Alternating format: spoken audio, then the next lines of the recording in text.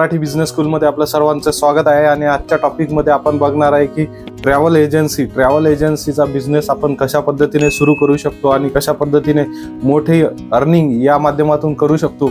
आज जे आहे जगामध्ये सगळ्यात जास्त जे आहे ट्रेंड हा वाढत चाललेला आहे आणि इन्कम सोर्स सुद्धा लोकांचे वाढलेले आहे। त्यामुळे लोक वेगवेगळे डेस्टिनेशनला फिरायला जाणं आणि वेगवेगळ्या नवीन ठिकाणं एक्सप्लोर करण्याचा ट्रेंड आज उभा झालेला आहे। तर अशा काळामध्ये आपण एवढा जबरदस्त बिझनेस आहे ट्रॅव्हल एजन्सीचा, जे आपण निश्चितच चालू करू शकतो।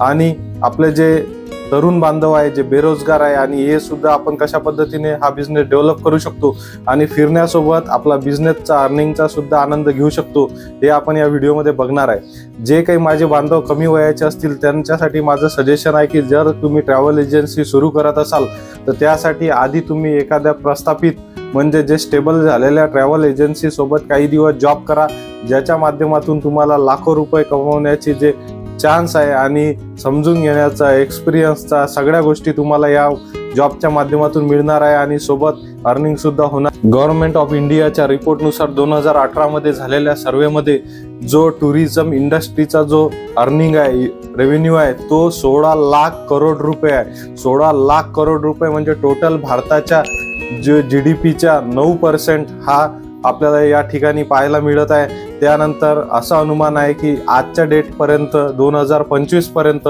हा जो बिझनेस आहे तो 32 लाख करोड रुपये एवढा मोठा हा बजेट आहे। आणि एवढ्या मोठे बैती गंगा में हात धुण्याचा आपल्याला योग या माध्यमातून आलेला आहे। आणि आज जवळपास दुनिया चेंज झालेली आहे आणि टुरिझमला भयानक असं महत्त्व आलेलं आहे। आपण पाहतो की सुरुवातीच्या काळामध्ये प्री वेडिंग, पोस्ट वेडिंग या ज्या गोष्टी आहे फक्त रिच फॅमिलीमध्ये होत होत्या किंवा श्रीमंत लोक करत होते, पण आता हा जो ट्रेंड आहे तो मिडल क्लासमध्ये सुद्धा आलेला आहे। त्यानंतर वेगवेगळे जे याच्यामध्ये जे आहे बरेचसे लोक हे डोमेस्टिक किंवा इंटरनॅशनल मध्ये सुद्धा हॉलिडेज साठी जात आहेत। आणि आज सुद्धा आपल्या इकडे सुद्धा जे आहे जे धार्मिक स्थळ आहे, धार्मिक स्थळांचं जे टुरिझम आहे हे सुद्धा डेव्हलप झालेलं आहे। केदारनाथ, बद्रीनाथ, वैष्णोदेवी, वेगवेगळे जे नॉर्थ मधले जे काही धार्मिक स्थळ आहे त्या ठिकाणी लोक मोठ्या प्रमाणात जात आहे। तर आपण हा बिझनेस निश्चितच करू शकतो। याच्यासाठी आपल्याला सुरुवातीला आपल्या एजन्सीचं एक ब्रँड नेम ठेवणं लक्षात असणं गरजेचं आहे।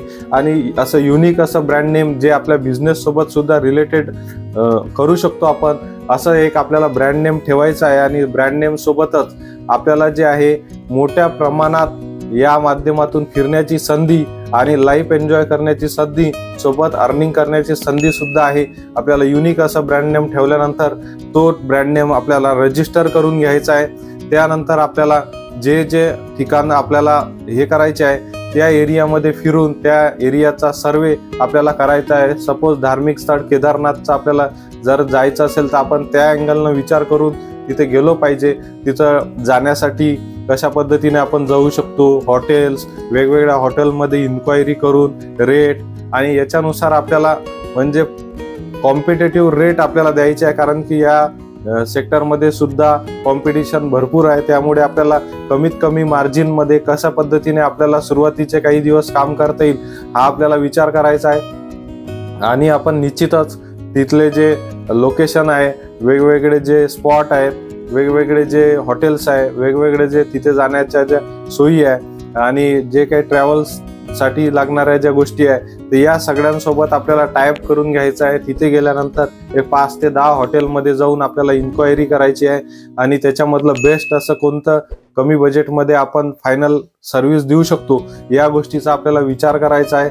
आणि त्यानंतर ट्रॅव्हलसाठी काय काय कोणकोणत्या बेस्ट ऑप्शन आहे आणि तिथून सुद्धा काही लोकेशनला आपण डायरेक्ट जाऊ शकत नाही तर प्रायव्हेट बसमध्ये किंवा गाडीमध्ये आपण कशा पद्धतीने जाऊ शकतो हे सुद्धा आपल्याला विचार करायचा आहे। आणि या माध्यमातून आपल्याला टोटल टूरचं जे आहे बजेट घ्यायचं आहे आणि त्यानंतर आपल्याला आपल्या कस्टमरला त्याच्यावर आपले मार्जिन जोडून हे आपल्याला पुश करायचं आहे। त्याचं वेगवेगळे पॉम्पलेटिंग, लिपलेटिंग आणि डिजिटल याच्या माध्यमातून आपण सुंदर असं नियोजन करू शकतो।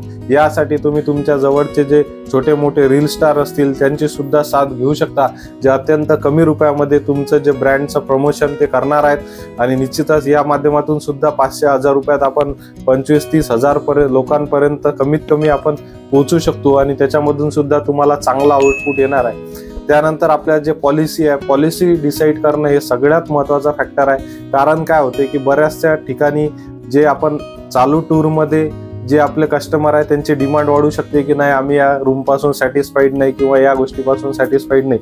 त्यावेळेस आपलं इम्प्रेशन असं पाहिजे, समोरच्या ज्याच्यासोबत आपला टाईप झालेला आहे तो आपल्या बोलण्यावर ते चेंज करून द्यायला पाहिजे, जेणेकरून कस्टमर सॅटिस्फाईड होईल आणि तो तुम्हाला आणखीन कस्टमर हा सजेस्ट करेल आणि या माध्यमातून तुमचा बिझनेस हा वाढणार आहे। त्यानंतर काही लोकेशन असे असतात की ज्या ठिकाणी आपल्या टूरमध्ये तर आहे पण तिथे जाणं पॉसिबल होत नाही, तर त्यावेळेस कस्टमर आपल्याला हे जे आहे रिफंडची डिमांड करतात।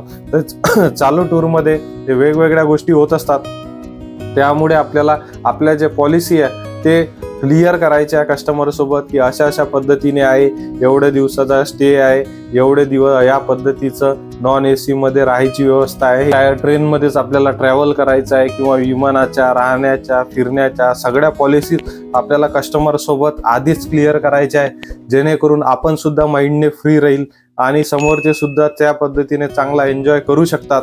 त्यांना जर सगळ्या पॉलिसी माहीत असल्या तर ते आर्ग्युमेंट करत नाहीत। त्यामुळे हे सुद्धा एक महत्त्वाचा फॅक्टर आहे आणि निश्चितच हा व्यवसाय सुद्धा खूप सुंदर व्यवसाय आहे आणि काही दिवस आपण एक्सपिरियन्स घेऊन जर आपण हा जर चालू केला आणि इन्व्हेस्टमेंट सुद्धा खूप कमी आहे, याच्यामध्ये कमी इन्व्हेस्टमेंटमध्ये आपण हा व्यवसाय सुंदर प्रकारे डेव्हलप करू शकतो आणि या व्यवसायातून सुद्धा लाखो रुपये कमवू शकतो। हा बिझनेस कसा वाटला, आपण करू शकतो नाही करू शकत हे नक्की कमेंट करून सांगा। आणि आपलं जे मराठी बिझनेस स्कूल आहे प्रॅक्टिकल बिझनेस आयडिया तुमच्यापर्यंत घेऊन येत असतो, जे मार्केटमध्ये चालू आहे याचा सुद्धा आपण अभ्यास करत असतो। त्यामुळे आपल्या चॅनलला सबस्क्राईब केलं नसेल तर सबस्क्राईब करा। धन्यवाद।